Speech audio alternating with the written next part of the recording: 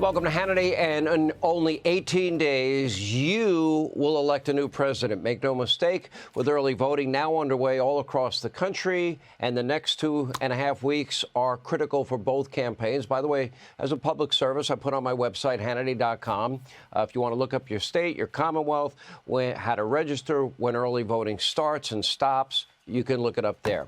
And last night, a massive unforced error from the Harris campaign. This has not been a good week for them. No presidential candidate since Walter Mondale in 1984 has skipped out on the Al Smith dinner. Now, it's a charitable event benefiting Catholic charities where candidates get to poke fun at each other, but Kamala was nowhere to be found. Her campaign supposedly built on joy, giggling, and laughter. It was kind of a weird move, especially since it's a very friendly room, usually New York City, for Democrats, predominantly attended by liberals from New York City. Now, Kamala did send what was nothing but a short, cringeworthy, heavily produced, not funny, edited video featuring a former SNL star that we won't force you to watch again. And meanwhile, the dinner's host, comedian Jim Gaffigan, I mean, he just roasted Kamala's absence and had some very interesting observations about the Democratic Party. They were funny. Take a look.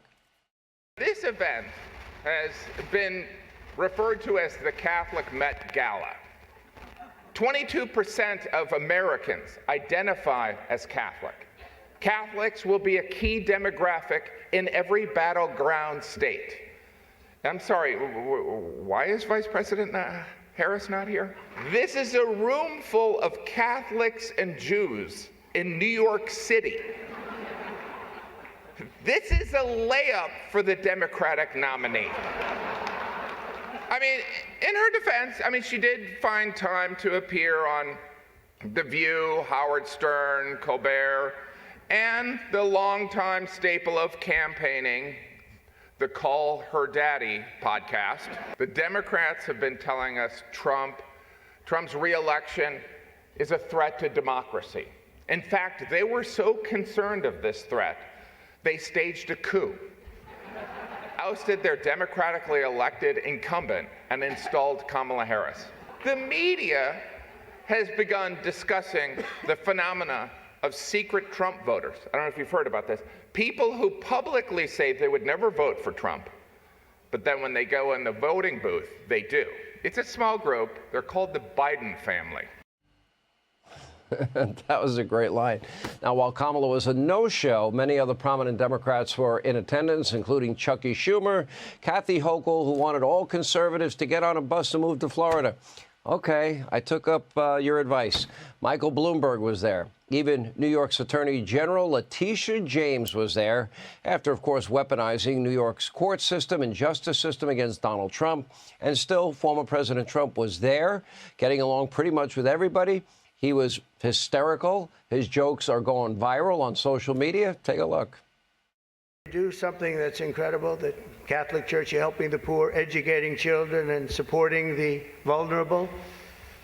But if you really wanted Vice President Harris to accept your invitation, I guess you should have told her the funds were going to bail out the looters and rioters in Minneapolis, and she would have been here guaranteed. I must say I was shocked when I heard that Kamala was skipping the Al Smith dinner. I'd really hoped that she would come, because we can't get enough of hearing her beautiful laugh. She laughs like crazy. All polls are indicating I'm leading big with the Catholic vote, as I should be, But I don't think Kamala has given up yet. She hasn't. Instead of attending tonight, she's in Michigan receiving communion from Gretchen Whitmer. But Catholics, please don't be too insulted by Kamala's absence. If the Democrats, he says, thank you very much, I appreciate it.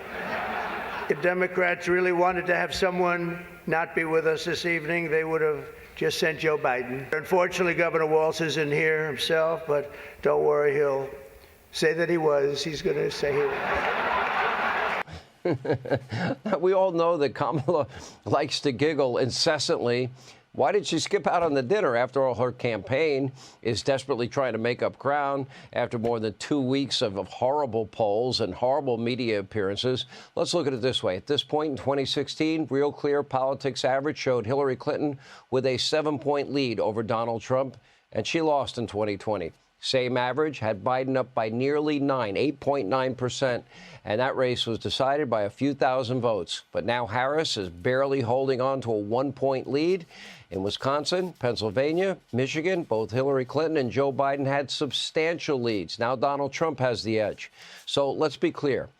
Look, anything, especially, with Democrats and 51 former intel officials, anything can happen in 18 days, right? But there is real panic on the left, including fake news CNN. Look at this analysis. Here's the deal. If you believe that Donald Trump has somehow become less popular over time, let me change your mind about that. In fact, he is more popular at this point in the campaign than he was at this point in the 2020 campaign or the 2016 campaign. The momentum of Kamala Harris has stalled. And I think they feel like they have to change something that's going on in their campaign because they were seeing a rise and now it has stalled out. Look, she's still more popular than Trump. But look, Joe Biden was more popular than Trump, much more, and barely won. And Hillary Clinton was more popular than Donald Trump and lost. Let me take this moment and urge caution. 2022 was supposed to be a red wave. Didn't work out that way. I'm telling all of my friends in Georgia, North Carolina, Pennsylvania, Wisconsin, Michigan, Arizona, Nevada, please assume that your vote will decide this election. Take nothing here for granted. But Bernie Sanders, other top Democrats, they are openly worried about the critical swing state. For example, in this case, Pennsylvania. According to Politico, quote, Dems see warning signs for Harris with Latino men in Pennsylvania. There are also tonight concerns about Michigan. Quote, Harris went to Detroit to appeal to black voters. They're still skeptical. And here's David Brooks from the New York Times. Why the heck isn't she running away with this? Well, let me answer that question. For starters, everything about Kamala Harris and her campaign, it is fake, it is phony, it is fraudulent. She didn't get a single vote in the primary. Democracy in peril? And was installed by party elites. Her website only recently published a policy section, which was basically a cut and paste from the Biden campaign. And all of her own recently held radical beliefs, that her stated positions, in her own words, that we have played over and over again, have now all of a sudden changed, according to anonymous campaign aides.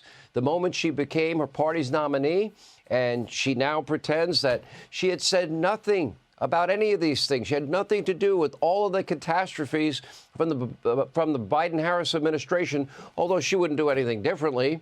After bragging, she was the last person in the room for every major decision. And then to top it off, her running mate is, well, a gesticulating weirdo. Is the best description I can come up with a deep affection for the communist Chinese. And both Walz and Harris have long held radical, extreme, far-left beliefs, including support for ending capitalism in favor of new Green Deal radical Marxism. At the very least, for everyone watching tonight, your taxes, they will go up in the first year of a Harris administration. Your take-home pay will be less. Inflation will continue to rise. Your quality of life will get worse.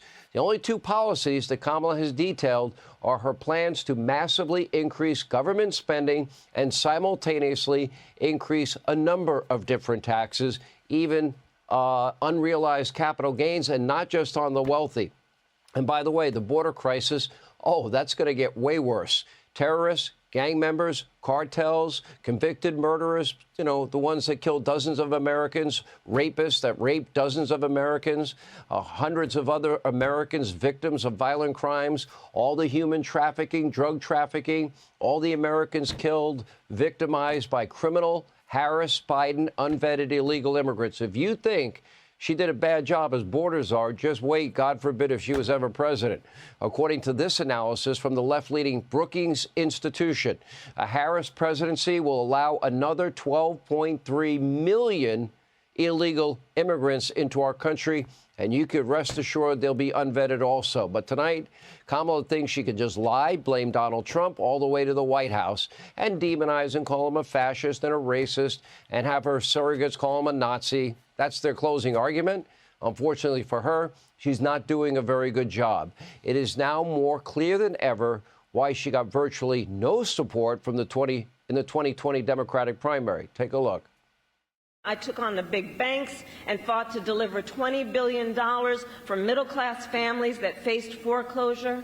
I stood up to veterans and stood up for veterans and students being scammed. I stood up to veterans. Well, sorry, that was kind of like her Joe moment. Anyone can have one. Anyway, it's clear she needs help. And now both Barack and Michelle Obama, they're hitting the campaign trail this week after, of course, the disaster in Pennsylvania when Barack was out there scolding African-American men and accusing them of sexism, saying, quote, the brothers aren't coming out for Kamala. And meanwhile, former President Trump was in the Bronx. He was at a barbershop just talking, listening to the current concerns of everyday Americans. Hey, Sean Hannity here. Hey, click here to subscribe to Fox News YouTube page and catch our hottest interviews and most compelling analysis. You will not get it anywhere else.